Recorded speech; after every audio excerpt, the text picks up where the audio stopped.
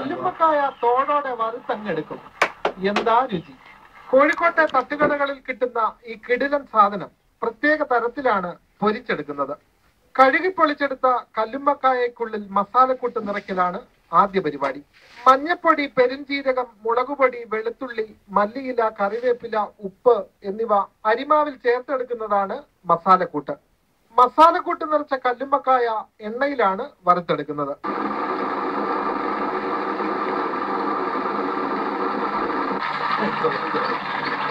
ഇത് കഴിച്ചില്ലെങ്കിൽ നഷ്ടമാണെന്ന് ചെറുപ്പക്കാർ പറയുന്നു. വളരെ രുചിയുള്ള കല്ലുമ്മക്കായാണ്. കോഴിക്കോട് വന്നിട്ട് ഇത് കഴിച്ചിട്ടില്ല എന്ന് പറഞ്ഞാൽ വളരെ കോഴിക്കോട് ബീച്ച് വന്നാൽ ഞാൻ പറയുള്ളൂ. വളരെ ടേസ്റ്റുള്ള. കോഴിക്കോട്ടുള്ളവർക്ക് ഇതിന്മേൽ പ്രത്യേകതയൊന്നുമില്ലെങ്കിലും മറ്റു സ്ഥലങ്ങളിൽ നിന്ന് വരുന്നവർക്ക് ഈ വിഭവം ഏറെ ഇഷ്ടമാണെന്ന് കച്ചവടക്കാർക്കും ബോധ്യമുണ്ട്. ഒരെണ്ണത്തിന് 7 രൂപയാണ് വില. ഇവിടെയുള്ള ആൾക്കാർ അതിനോടൊന്നും താല്പര്യം ഉണ്ടാവില്ല. കാരണം കോഴിക്കോടേക്ക് എന്ത് തൃപ്തിയില്ല. വെറുത്താറാണ് അധികം. വെറ്റ് പറയുന്നത് മലപ്പുറം മറ്റു ആ ഭാഗത്തുള്ള അധികമാണ് എല്ലാവരും കഴിക്കുന്നത്.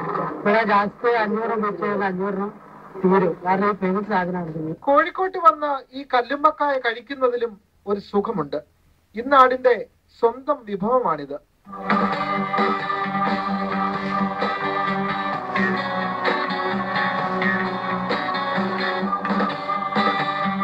ക്യാമറാമാൻ വ്യാസ് പി റാമിനൊപ്പം MK വിനോദ്, അമൃത ന്യൂസ്, കോഴിക്കോട്.